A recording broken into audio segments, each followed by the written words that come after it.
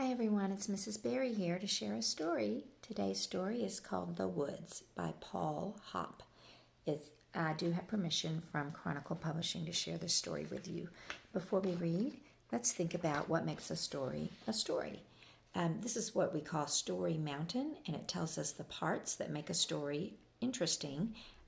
We start with the introduction where we tell the characters and setting of the story. Then we build up as the characters do things and think things. We build up to the main problem of the story. In this story, there's actually a series of little mini problems leading up to the main problem. And then as we come down the other side of the mountain, we keep reading through our story because we want to know how the characters solve their problem, which is the resolution or solution of the story, and then we end the story. So as we read our way through the story, the beginning, the middle, and the end, think about what makes the story a story. Start. Let me show you the first picture. Every night before bed, I turn on my nightlight, read a story, curl up under a blanket, and give my bunny a hug. But last night, I couldn't find my bunny anywhere. There was only one place left to look. So we've already started with a problem. He can't find his bunny.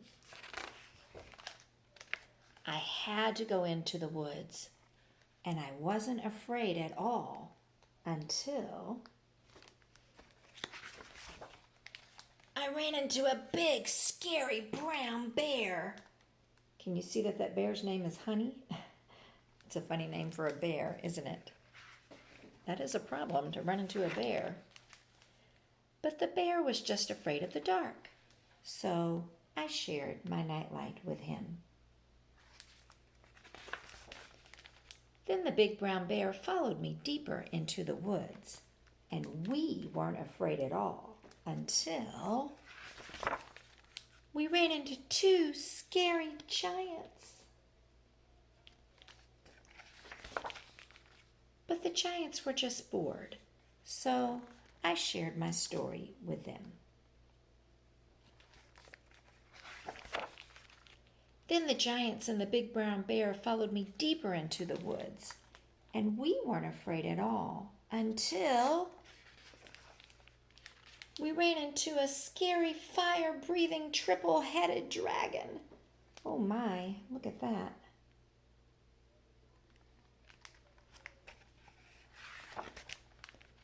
But the dragon just had a stomach ache, so I gave him a hug.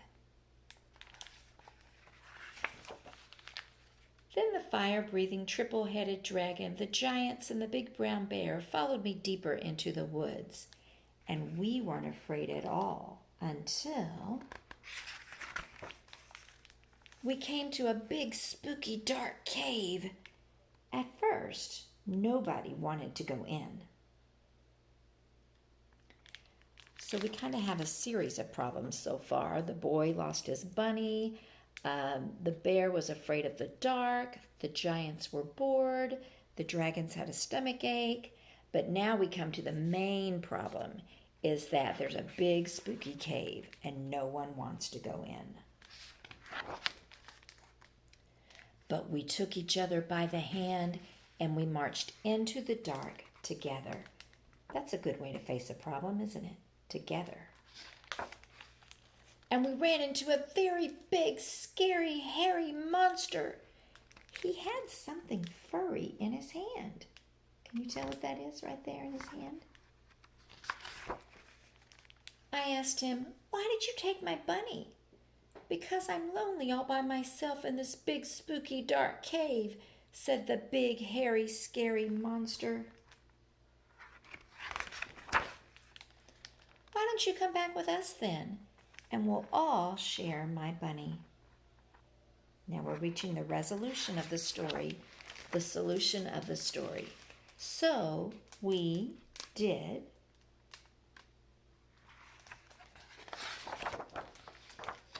and we were not afraid at all. Can you tell what his stuffed animals are? a bear, a dragon, a bunny. So, as you read a story, think about what's making that story interesting: the characters, the setting, the problem, the solution. Thank you, everyone. Thanks for listening.